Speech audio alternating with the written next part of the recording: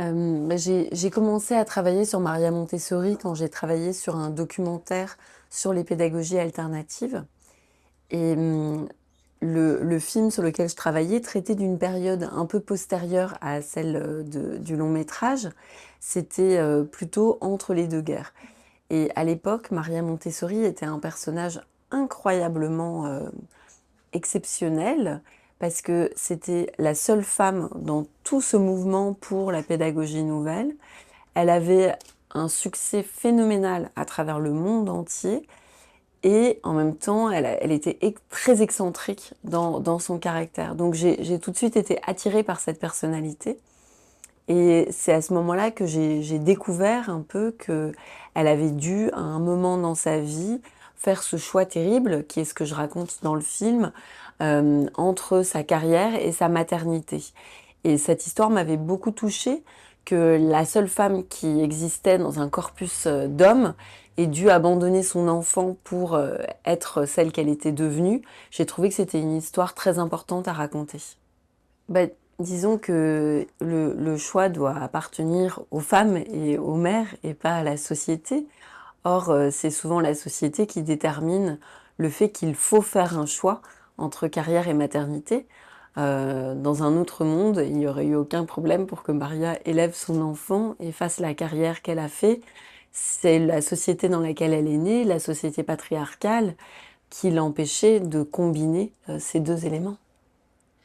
Hmm, j'espère que c'est parce que les pères ont envie de passer ce temps avec leurs enfants qu'ils répartissent aussi mieux les charges, parce que on a eu pendant très longtemps une société qui a instauré et répété un rapport très genré aux enfants, comme si le rôle de la mère et le maternel était la seule chose que les femmes pouvaient faire, et comme si le monde extérieur était la seule chose que les hommes pouvaient faire.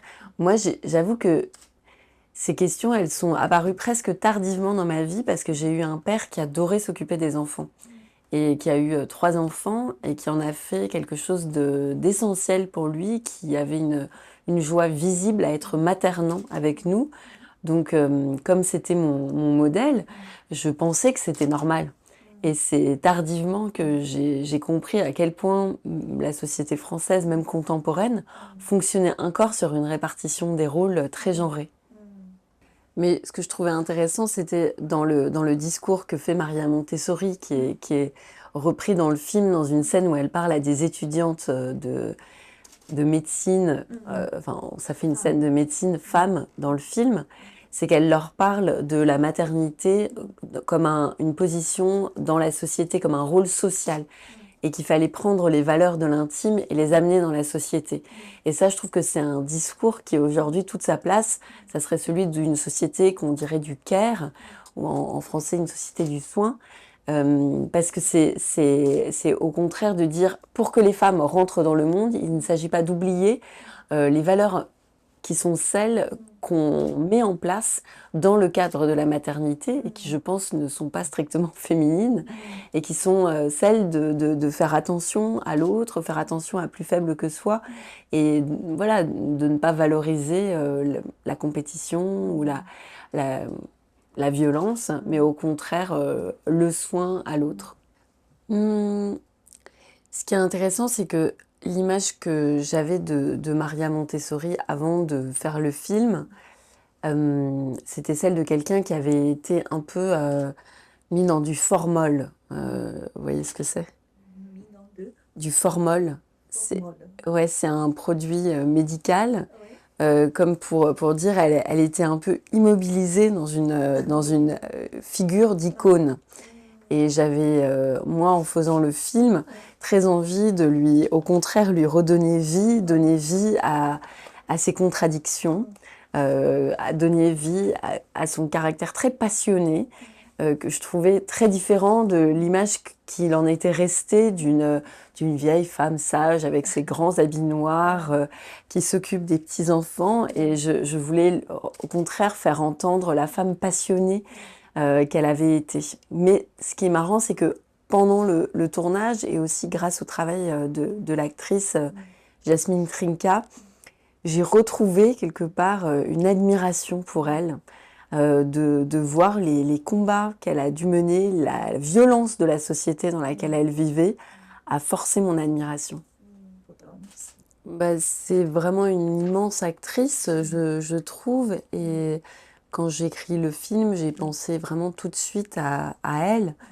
Et je n'étais juste pas sûre qu'on arriverait à la convaincre de l'incarner. Et c'est une actrice que j'avais découverte. On a à peu près le même âge, donc je l'avais découverte dans des rôles quand on était toutes les deux très jeunes, puisqu'elle a commencé à jouer dans La Chambre du Fils de Nanni Moretti à la fin des années 90. Et j'avais été en particulier bouleversée dans son rôle dans un film qui en français avait été traduit sur Nos meilleures années, et dans lequel elle incarne une jeune femme qui serait presque comme les enfants dans le film. Une jeune femme qui est avec un diagnostic psychiatrique, enfermée dans l'hôpital, qui subit une série d'électrochocs, à qui on fait subir la violence du sachant sur le, entre guillemets, malade.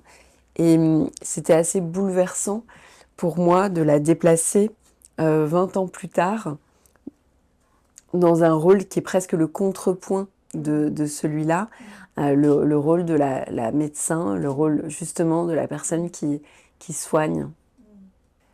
Bah alors, je pense que j'ai quand même vraiment mis en scène des discours contenant de la pensée dans le film, donc je dirais que c'est effectivement ces scènes-là où s'il y a un message à chercher, en tout cas je donne de la place à cette parole-là. Et peut-être comme j'ai déjà parlé de la scène avec les jeunes femmes et du discours de médecine, ça serait la scène à la fin de l'examen, quand Maria prend la parole devant la salle et demande la parole et dit c'est pas la méthode qui fait l'éducation, c'est l'amour. Ça, c'est quelque chose que je trouve essentiel, que je trouve très étonnant, à quel point on a effacé le rôle de l'amour dans le rôle éducatif, alors que en fait, on le voit dans toutes les relations humaines, c'est aussi parce qu'on a envie de plaire et parce qu'on aime les gens qui nous apprennent quelque chose, qu'on est capable de faire des progrès, et ça nous donne énormément de force. Et j'y crois très fort au rôle de l'amour dans le monde. Donc je pense que s'il y avait quelque chose que je voulais partager, ce serait peut-être ça. Mmh, bah, disons que moi j'ai vraiment voulu parler avant tout de la méthode Montessori dans le cadre de la prise en charge des enfants avec des besoins spécifiques. Et je pense que ce que j'avais envie de partager, c'était la nécessité d'avoir une ambition éducative pour des enfants que souvent on abandonne et on a l'impression qu'ils ne sont capables de rien. Et j'étais très touchée que le point de départ de la méthode Montessori, ça soit de développer des outils pour des enfants avec des difficultés et que ça soit à partir de là que cette méthode a été créée et se soit répandue. Et je pense que ça nous apprend beaucoup sur le fait que quand on prête attention à ceux qui ont des difficultés, on trouve des outils pour tous. Là, il faut que je fasse un message pour les spectateurs. Oui, futurs spectateurs. Futurs spectateurs. Alors, allez voir le film Montessori pour apprendre sur la vie de cette pionnière de l'éducation et découvrir la puissance des enfants neuroatypiques.